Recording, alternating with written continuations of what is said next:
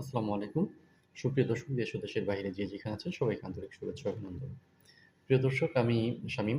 আপনাদের সামনে আ আমি আরেকটা জাত ধানের আরেকটা জাত নিয়ে উপস্থিত হয়েছি।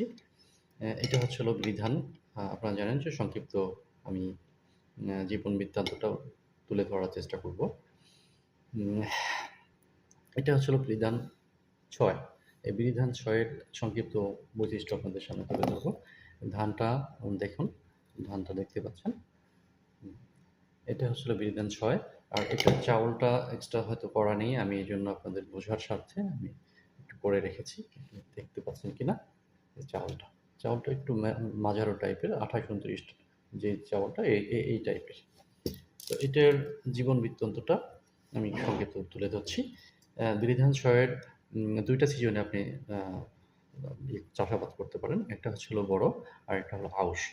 তো বড় সিজনের ইয়েটা আমি বলে দিচ্ছি। বড় সিজনের জীবনকাল হচ্ছে ১৪০ দিন। আর চাউলটা হচ্ছে হলো লম্বা, চিকন ও সাদা প্রকৃতির হতে হবে। আপনারা দেখতে পেয়েছেন। চাউলটা আমি দেখিয়ে দিয়েছি। আর হেক্টর প্রতি এটার ৫ টন ৪.৫ টন, ৪.৫ টন আপনার হেক্টর প্রতি ফলন হবে। আর আউশ সিজনের, ওইটা হলো বড় সিজনের জন্য। আর আউশ সিজনের জন্য আগেরটা বলেছি ১৪০ দিন, আরেকটা হলো ১১০ দিনের মধ্যে এটা আপনি ঘরে তুলতে পারবেন। আর চাউলের আকার তো বলেছি। আর এটার হেক্টর প্রতি হচ্ছিল ৩.৫ টন। আগেরটা হলো ৪.৫ টন, আরেকটা হলো ৩.৫ টন। আর এটা রিলিজ হয়েছে আপনার ১৯৭৭ সনে। এটা পাবলিকের হাতে রিলিজ করা হয়েছে ১৯৭৭ সনে। তো সংক্ষিপ্তভাবে তুলে ধরলাম। কারো কোনো প্রশ্ন থাকলে অবশ্যই কমেন্টে জানাবেন, নক করবেন।